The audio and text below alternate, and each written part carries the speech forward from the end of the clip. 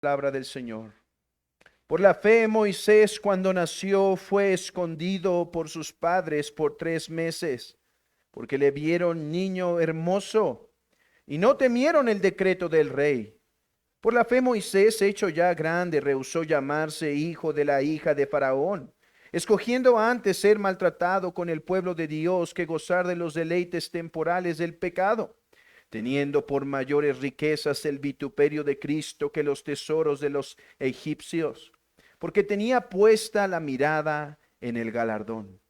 Por la fe dejó a Egipto, no temiendo la ira del rey, porque se sostuvo como viendo al invisible. Por la fe celebró la Pascua y la aspersión de la sangre, para que el que los destruía, los primogénitos,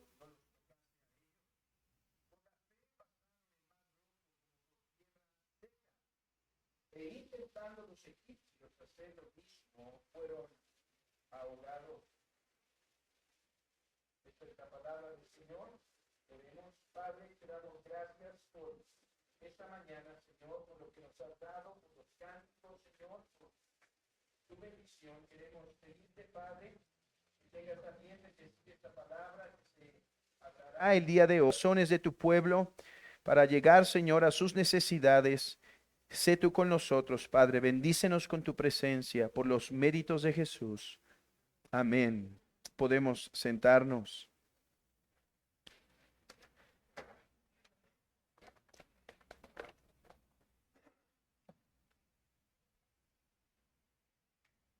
El día de hoy me quiero enfocar en una parte de este texto que hemos leído, la cual solemos pasar por alto.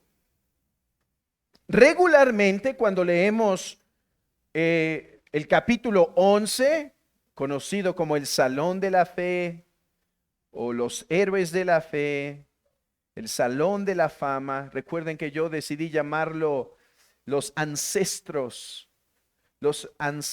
de nuestra fe, porque Hebreos 11 no es un museo para que digamos, oh, miren el cuadro de Da Vinci, ¿quién podría pintar como él? No, es más bien como una historia, como si nos sentáramos alrededor de una fogata y nuestro abuelo nos contara las grandes obras de su papá para animarnos a seguir adelante. Eso es Hebreos, es el recuento de los grandes hombres de la fe que una vez estuvieron en la tierra a fin de que nosotros los imitemos. Cuando leemos este capítulo 11 de Hebreos, solemos poner nuestra atención en ciertos personajes. Por ejemplo, no podemos evitar no mirar a ese famoso Enoc, o a la fe de Noé, o la fe de Abraham. Y claro, ahí está el gran Moisés. De hecho, en cuanto a lo que se utiliza de espacio para hablar de Abraham y para hablar de Moisés, es semejante. Los dos ocupan una gran sección. Y los demás son mencionados de una forma más rápida. Así que cuando leemos este pasaje, versículo 23 al 29, nosotros solemos prestar atención a la gran fe de Moisés. Pero hermanos, es interesante que la historia de Moisés en Hebreos 11 no empieza con Moisés, sino con sus padres. Y casi yo caigo en la tentación predicando esto en Guadalajara, casi caigo en la tentación o en el error de pasar por alto este versículo. Y ya tenía planeado hablar de cómo Moisés decidió padecer con el pueblo por causa de la fe, etcétera. Pero al detenerme en el versículo 23, me di cuenta que hay mucha enseñanza para la iglesia. Y hoy quiero llamar su atención a esto. A este versículo 23, el cual dice, por la fe Moisés, cuando nació, fue escondido por sus padres y por 3 meses, por sus padres por 3 meses, porque le vieron niño hermoso y no temieron el decreto del rey. Por la fe Moisés fue escondido. ¿La fe de quién? La fe de sus padres. ¿Qué hicieron sus padres? lo escondieron. Ahora, para poder saborear bien este gran acto de fe, es necesario ponernos en contexto. Así que les invito a abrir sus Biblias a Éxodo capítulo 1, la historia que está tomando el autor de Hebreos para explicarnos la fe de los padres de Moisés. Éxodo capítulo 1. Y vamos a darle lectura a esta sección.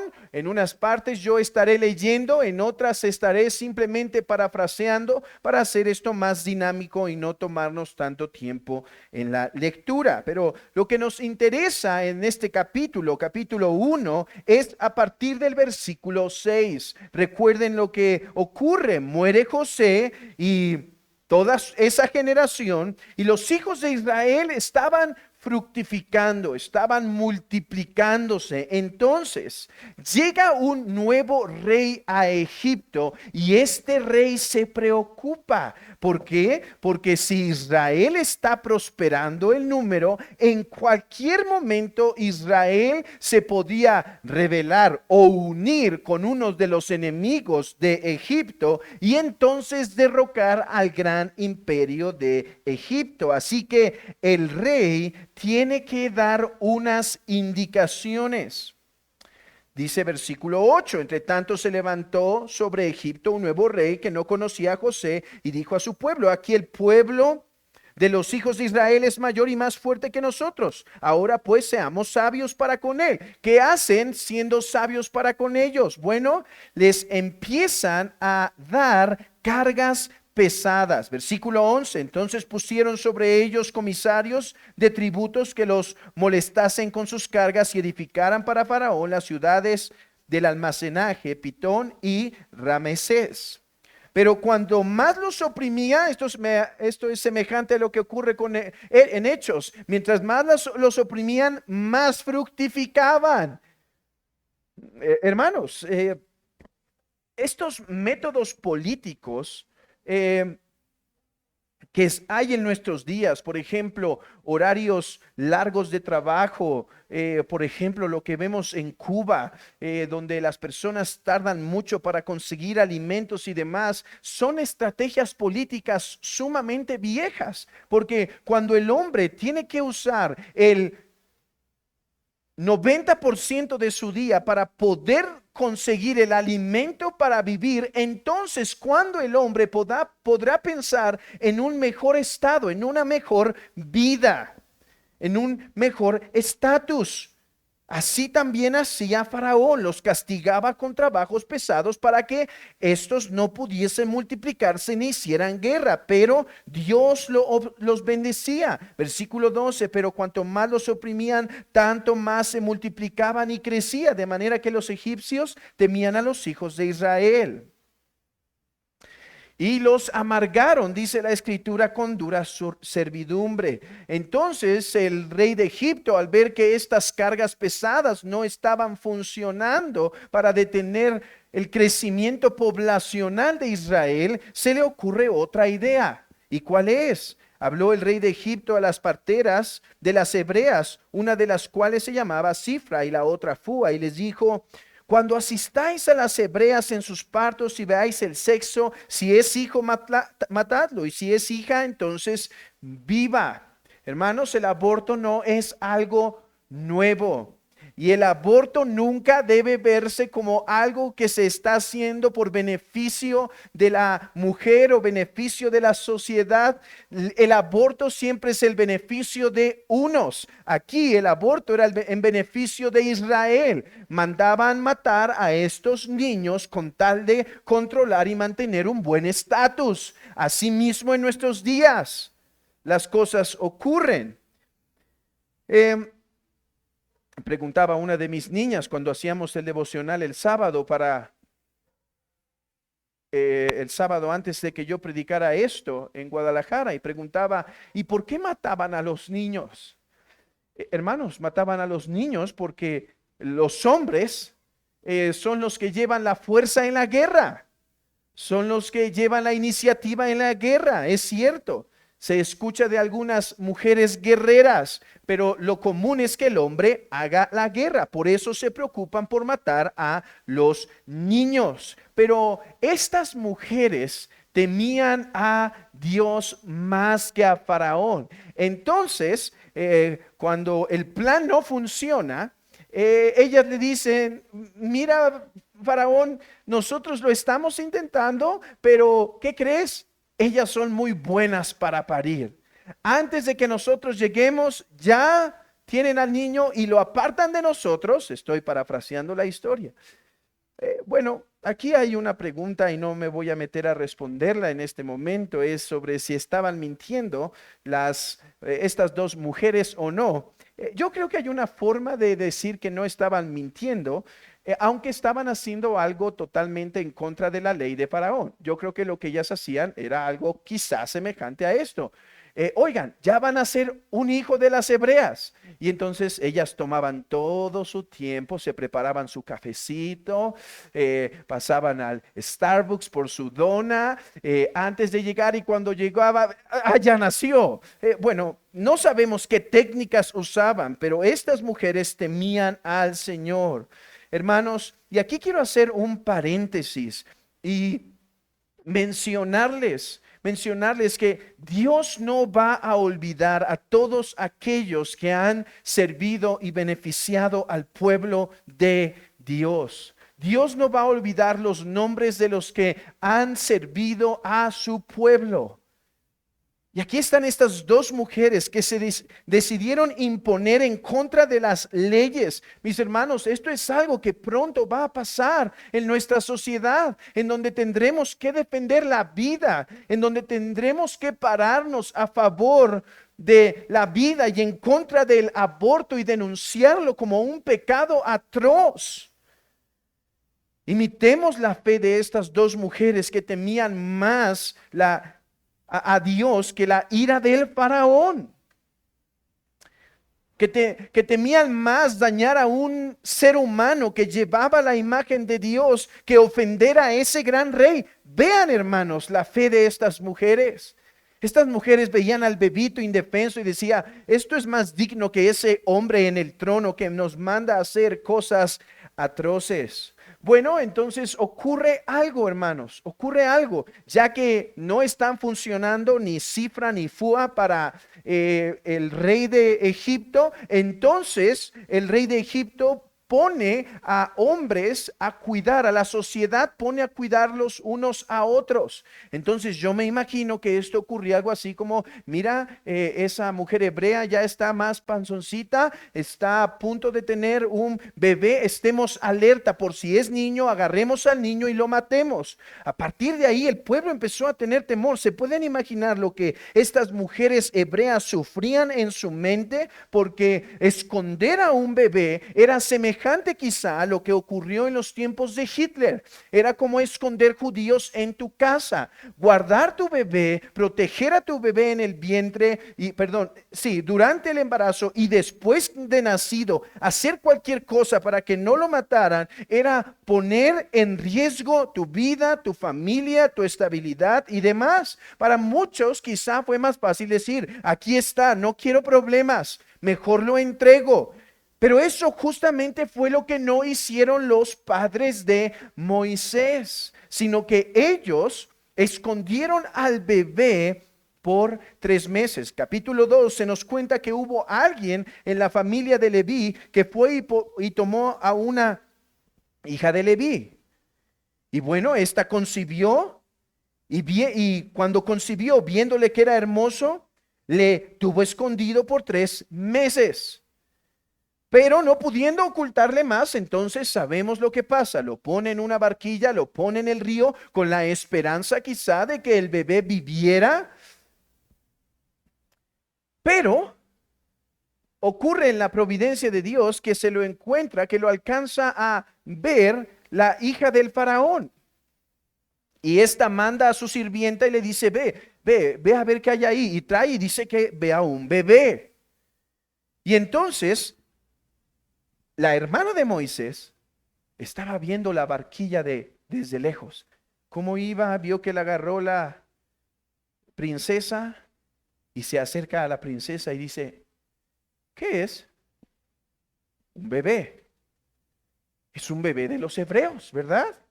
Sí, yo sé quién te lo puede cuidar y amamantar.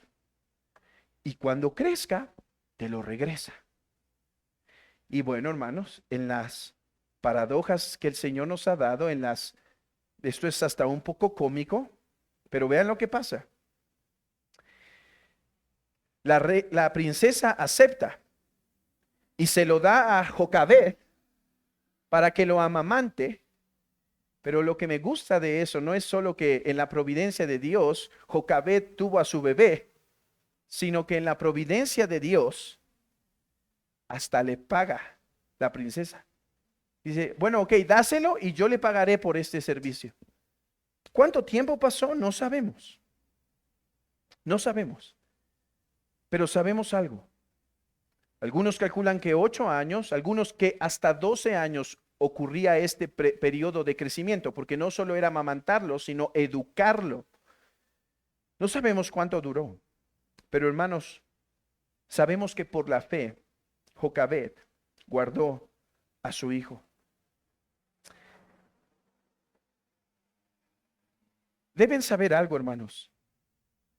El pueblo de Dios desde el principio siempre ha estado, al vivir en un mundo caído, en tensiones, en dificultades. Los tiempos de paz los hay en la vida cristiana, pero gran parte de la vida cristiana consiste en ansiedad, en sufrimiento, en estrés, en desánimo, en tristeza. Sí, con gozo en medio de las tribulaciones, pero ¿se pueden imaginar a Jocabed embarazada? Por un tiempo quizá intentando ocultarlo, y después veía que un egipcio iba caminando y se le quedaba viendo a su pancita, y ella quizá se intentaba ocultar, se escabullía en medio para que no supieran quizá en dónde vivía, cambiaba sus formas habituales de llegar a casa. Y pueden imaginarse, una vez está el parto,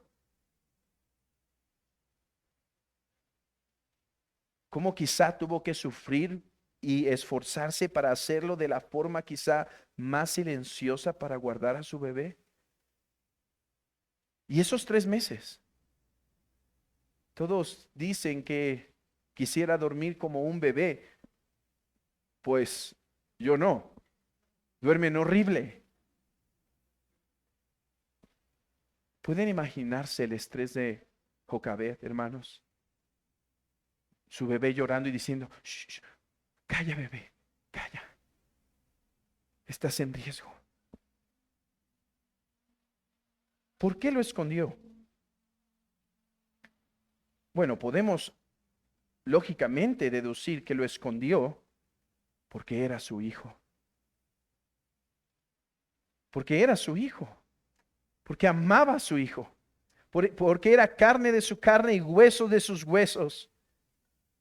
Pero el autor de Hebreos nos da una razón particular.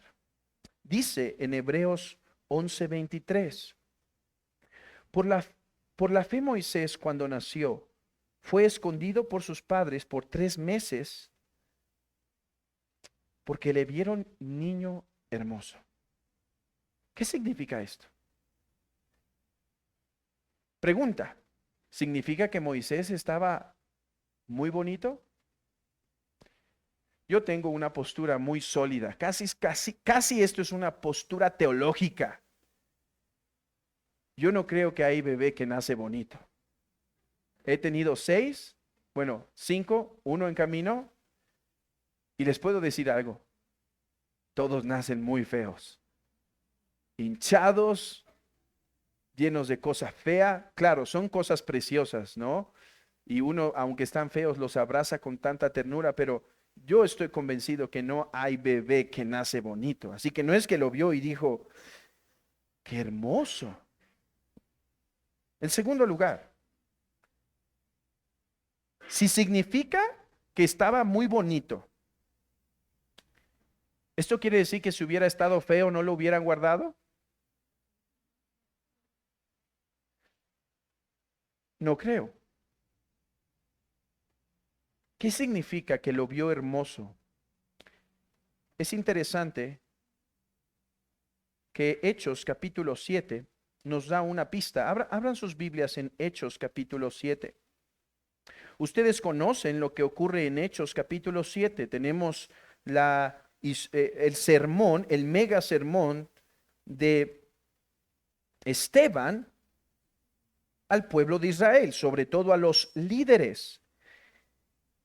Y en el versículo 20, el autor usa la misma palabra griega que en Hebreos 11:23.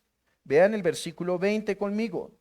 En aquel mismo tiempo nació Moisés y fue agradable a Dios. O, en otras palabras, fue hermoso a los ojos de Dios. Y fue criado 3 meses en casa de su padre. El texto dice que fue agradable.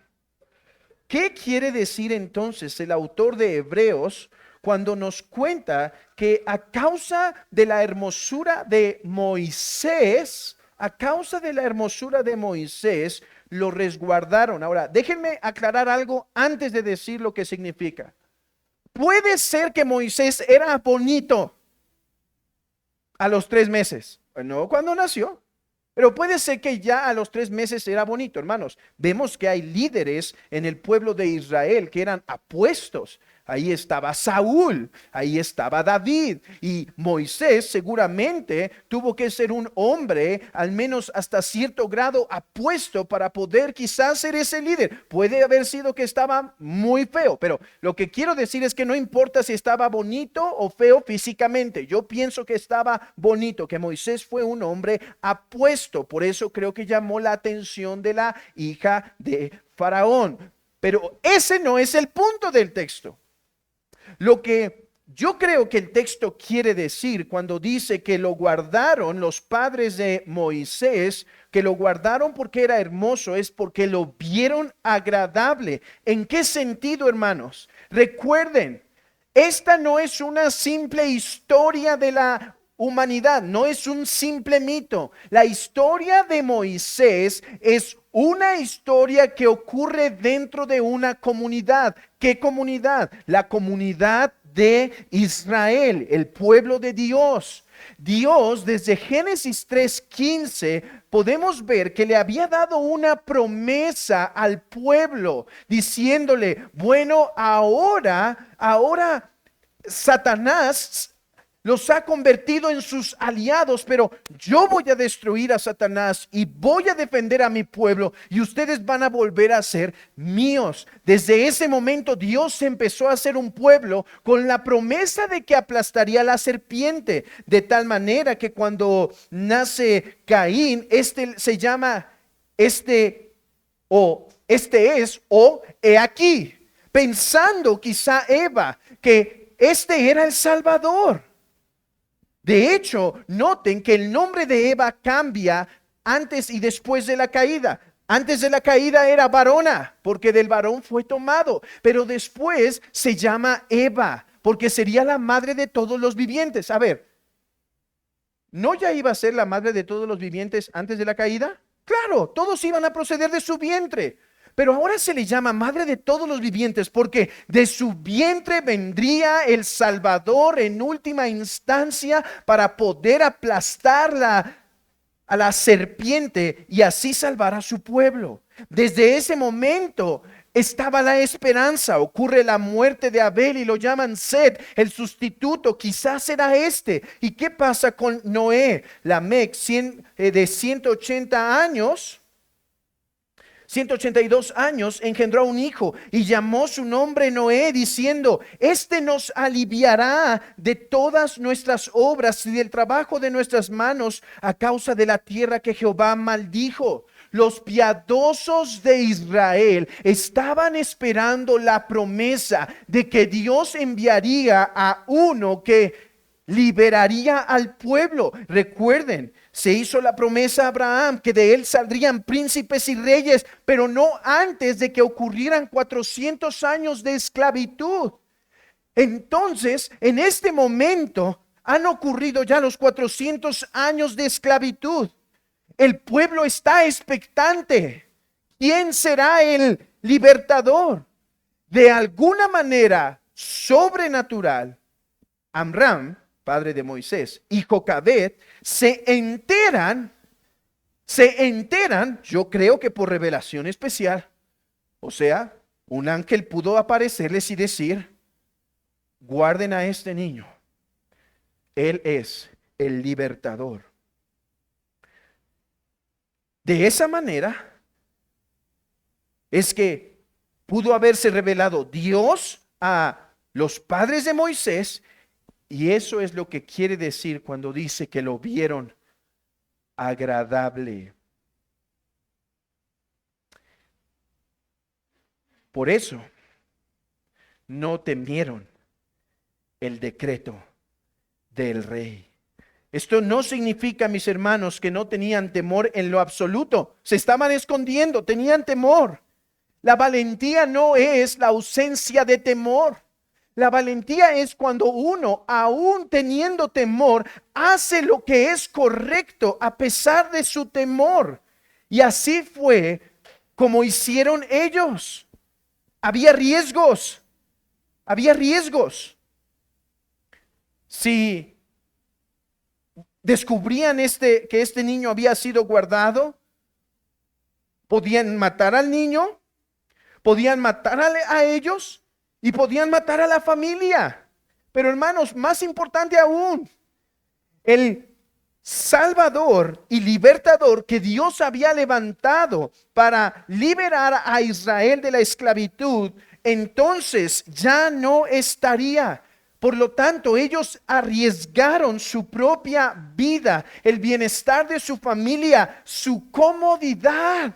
Ellos prefirieron vivir con esos nervios, con esa inquietud, con este estar vigilando de que nos estará viendo, nos habrá visto habrá escuchado el llanto del niño. Ellos prefirieron seguir el sufrimiento, estar en el sufrimiento, en la ansiedad, con tal de avanzar el plan de Dios. Ellos dijeron, venga tu reino, Señor.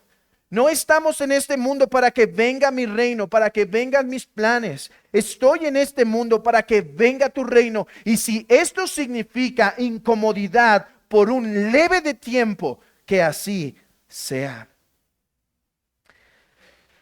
Lo vieron hermoso. Lo vieron agradable.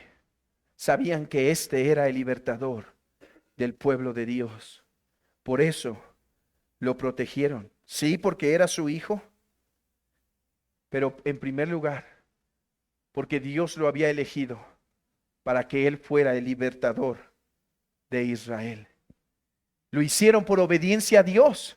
Dios, tú has elegido a lo has puesto en mis manos, yo lo guardaré. Pero Señor, además, si yo no lo guardo, yo afecto a tu iglesia. Si yo no lo guardo, yo afecto a tu santo pueblo. Yo lo hago entonces, yo prefiero vivir sacrificando por causa de tu nombre y por el beneficio de tu pueblo, para que ellos tengan a su libertador.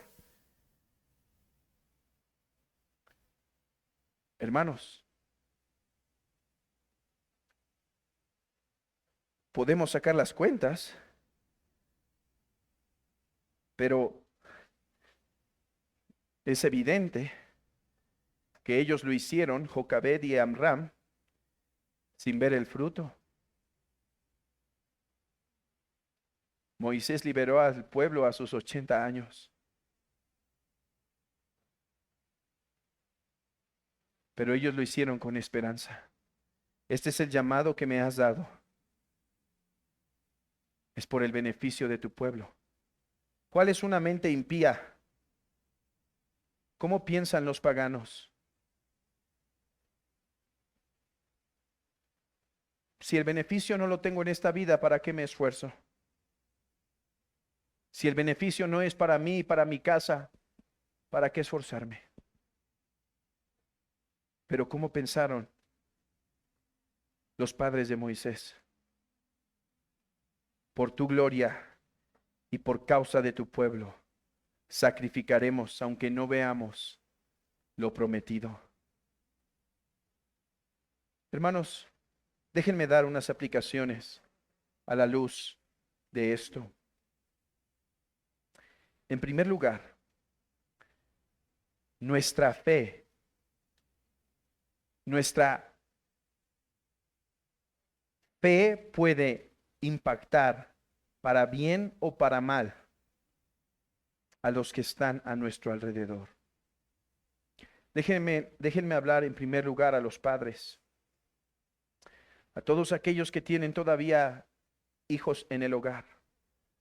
Hermano, déjenme hacerles una pregunta que cuando la hicimos, mi esposa y yo, fuimos confrontados. ¿Qué pasaría si tu hijo te hubiera sido quitado o te sea quitado a los 8 años? Parece una locura, pero hace unos años atrás eso es lo que pasaba en Cuba. Y no pensemos que no va a pasar entre nosotros o en el mundo. ¿Qué pasaría si te quitaran a tu hijo a los 8 o a los 12 años? ¿Crees que la fe, con la fuerza que la vives, la intensidad con la que vives tu cristianismo y la enseñanza que has dado constantemente a tus hijos, sería suficiente para que cuando crecieren no se olvidaran de su Dios? Hermanos, vean esto.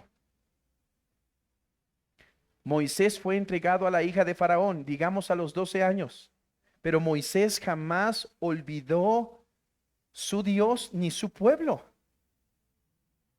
sino que cuando creció dijo, ¿se acuerdan que estaba maltratando un egipcio a un hebreo? Y entonces lo mata al egipcio. No se había olvidado, sabía que tenía un llamado, sabía que este era su pueblo. De hecho, es muy interesante que las palabras que se usan para hablar de la fe de los padres de Moisés son las palabras que se usan abajito para hablar de la fe de Moisés. Escúchenlo. Por la fe Moisés, hecho ya grande, rehusó llamarse hijo de la hija de Faraón, escogiendo antes ser maltratado con el pueblo que gozar de los deleites temporales del pecado, teniendo por mayores riquezas los vituperios de Cristo que los tesoros de los egipcios, porque tenía puesta la mirada en el galardón. Escuchen. Por la fe dejó Egipto, no temiendo la ira del rey. Y podríamos agregar, justo como sus padres. Justo como sus padres, él hizo. Mis hermanos, aquellos que todavía tienen hijos en el hogar, ¿qué responderían a esta pregunta? Si sus hijos les fueran quitados a los 8 años, a los 12 años, o quizás a sus 18 o a sus 20, han instalado la fe de nuestro Señor Jesucristo en sus corazones de tal manera que pueden decir, he sembrado la palabra, está en Dios hacerlo, mis manos están limpias de su sangre. Es cierto, mis hermanos, Dios puede usar a un joven que sale mañana de las drogas, que no ha tenido ningún contexto cristiano, y puede usarlo para su reino y salvar a muchos a través de su ministerio, pero suele ser la obra de Dios salvar a hombres dentro de familias cristianas para el avance de su reino. Es cierto, la salvación de nuestros hijos no está en nuestras manos, pero hermanos, estamos haciendo todo lo posible para instalar la fe que los padres de Moisés instalaron en su hijo. Tu hijo puede ver que oras el Padre Nuestro con tu vida. Santificado sea tu nombre. Venga tu reino, hágase tu voluntad. Pueden ver que lo que te importa a ti es el reino de Dios, el bienestar de su pueblo, el avance del evangelio, su santa gloria, la edificación de su iglesia, la edificación de un hogar santo. Pueden ver tus hijos que te importa la santidad, que te importa la comunión con Dios. No me malentiendan, hermanos, no estoy diciendo que a partir de mañana ustedes tienen que despertar a sus hijos y de 8 a 8 de la noche lo único que tienen que hacer es leer la Biblia y nada más y escuchar himnos y es todo. No, hay muchas cosas que hacer con ellos. Hay que llevarlos al deporte, hay que enseñarles música, hay que enseñarles historias, hay que enseñarles demás. Pero la pregunta es, ¿pueden ver en tu vida una pasión por el reino de Dios? ¿Pueden ver en tu vida una pasión por el avance, incluso cuando tienes que salir y trabajar 8 o 10 horas para conseguir el pan de cada día? Ellos saben y ellos ven que lo que te interesa es el reino de Dios. O a pesar de que oras por los alimentos y vienes a la iglesia el domingo, ellos pueden ver que hay algo en tu corazón que no te interesa del todo el reino de Dios, sino que guardas para ti la comodidad en esta tierra.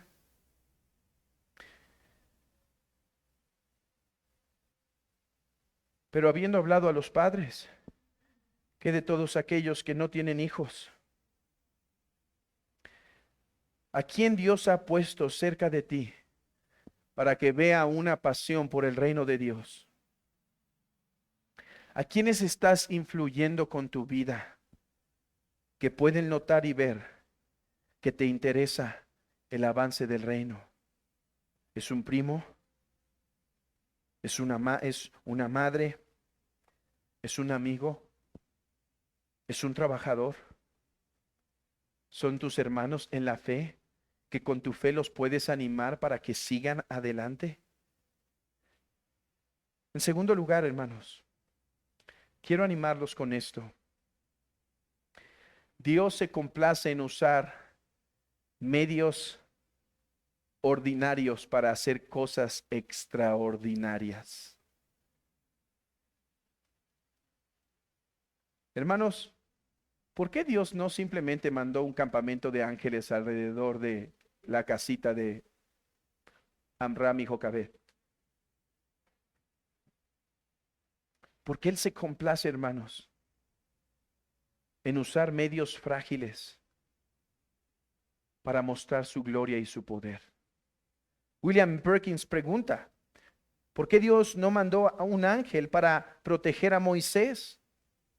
Porque se complace en usar gente ordinaria para mostrar su poder, y que, hermanos, nosotros tengamos la satisfacción de experimentar el poder de Dios en nuestras vidas. Yo siempre me he preguntado, ¿por qué no puso ángeles a predicar? Porque Dios se complace en usar hombres torpes, débiles y algunos gritones para avanzar su reino. ¿Por qué no le dio Dios el mensaje en lugar de una iglesia que tiene defectos y fallas? ¿Por qué no le dio el mensaje a los ángeles para que los proclamen?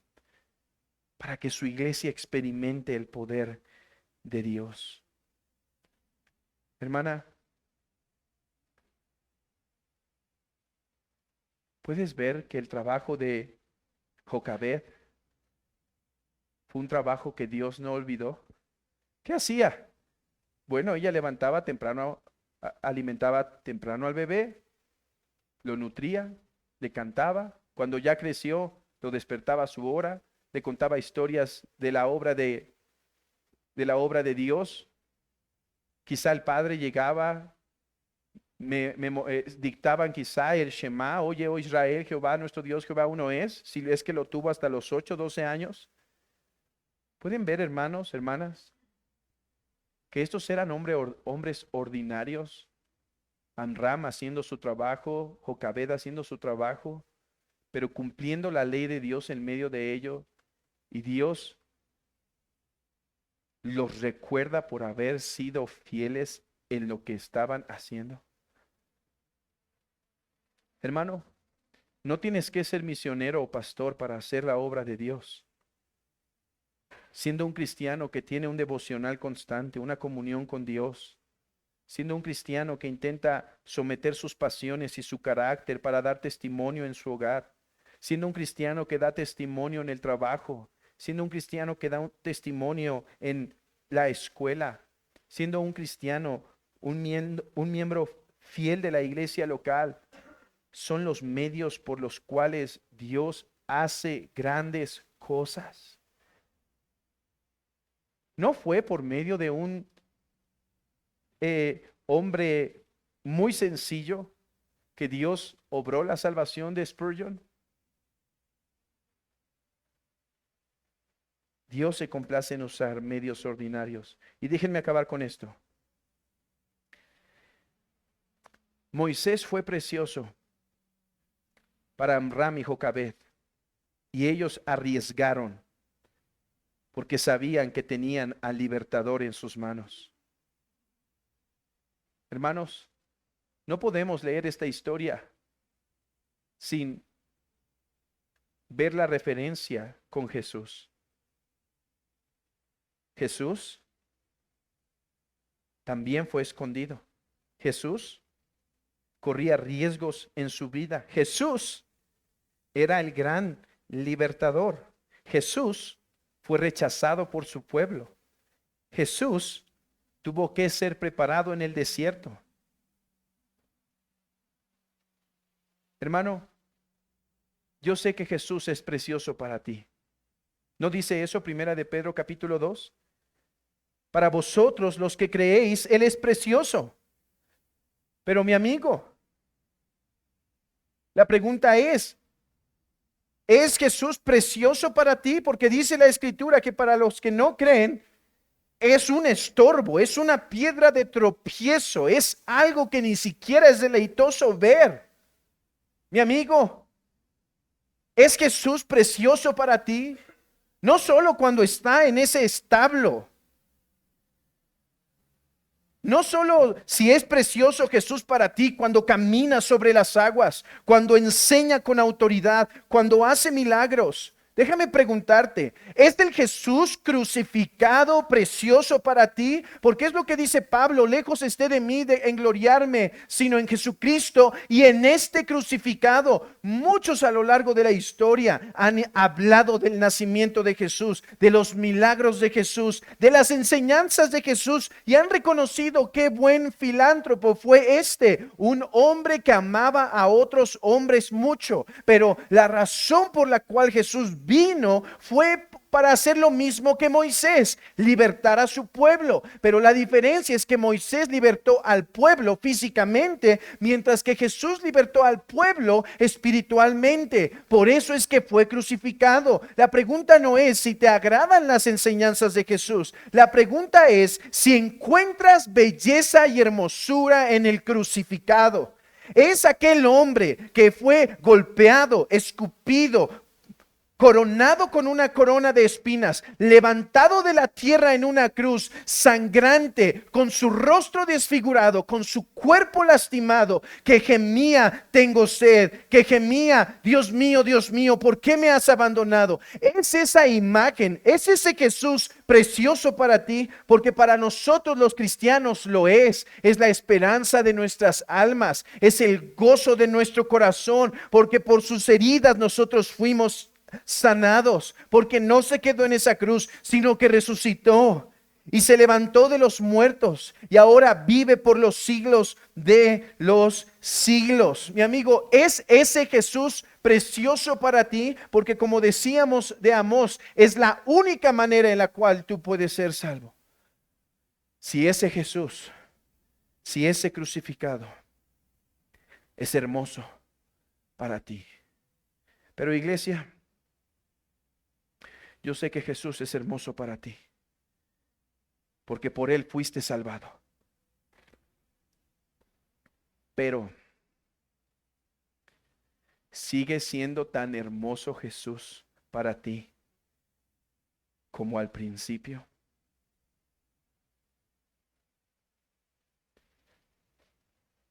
El reino de los cielos es semejante a un mercader que busca buenas perlas, que habiendo hallado una perla preciosa, fue y vendió todo lo que tenía y la compró.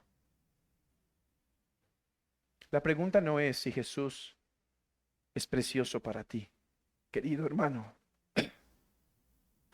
La pregunta es, ¿sigue siendo tan precioso? E incluso, ¿es más precioso que al principio? Porque ahora conoces más, hermano. Porque ahora has leído la Biblia más.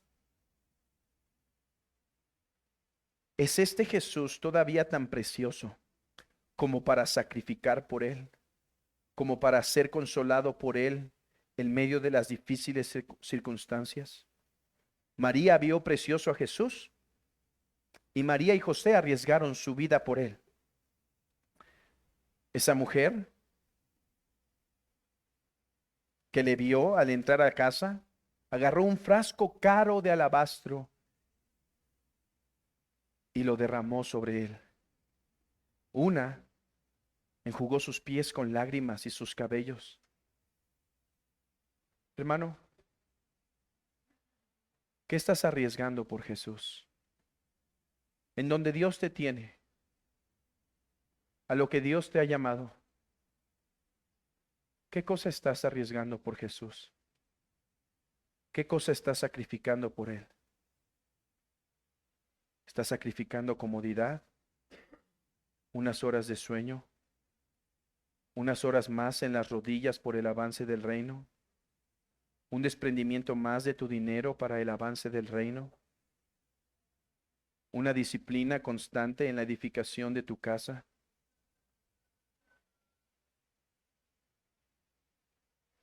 ¿Es Jesús precioso todavía para ti como para sacrificar por Él, hermano? ¿Es Jesús precioso para ti incluso para que en medio del sacrificio y el sufrimiento puedas cantar? Pedro lo vio precioso y dio su vida por Él.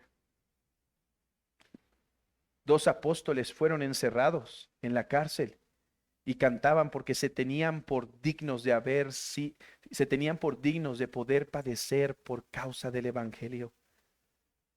Atanasio sufrió 5 exilios, 5 veces expulsado de Alejandría por causa de defender a su Señor. Macrina sirvió a su familia y quedó siempre como una soltera para poder servir a otros, e incluso servía a sus esclavos para que vieran el amor de Cristo en ella. Querido hermano, ¿cómo se está manifestando que Jesús es precioso para ti? A los hebreos a los que escribe el apóstol estaban sufriendo sus bienes, sus casas, y Jesús les dice, y el apóstol les dice, recuerden la hermosura de Jesús. Así como Moisés es hermoso, Jesús es hermoso. Él fue agradable al Padre. Él es el que Dios eligió para nuestra salvación. ¿Te cuesta sacrificar? Oh, míralo caminando en la tierra. Míralo encarnado. Míralo colgado en la cruz. Míralo resucitado. Míralo ascendido. Míralo en el trono. Y que puedas dar tu vida para Él. Esos pecados a los que todavía te aferras. Esa comodidad en la que constantemente nos cuesta dejar. Ese sacrificio por los otros, por nuestros hermanos. Hubo algo que movió a los padres de Moisés a hacer esta gran obra. Amor a Dios y amor al pueblo de Dios. Mi hermano, sacrifica por amor al Trino Dios y por amor a su santo pueblo. Que no hay amor más grande que podamos hacer que dar nuestro amor a Dios, Padre, Hijo y Espíritu Santo, y amor a nuestros hermanos. Que el que tenga oídos para oír, oiga lo que el Espíritu dice a las iglesias. Oremos. Padre, usa tu palabra en el corazón de tu pueblo, según nuestra necesidad, Señor, según nuestros dolores, según nuestras aflicciones. Sé tú con nosotros. En el nombre de Jesús. Amén.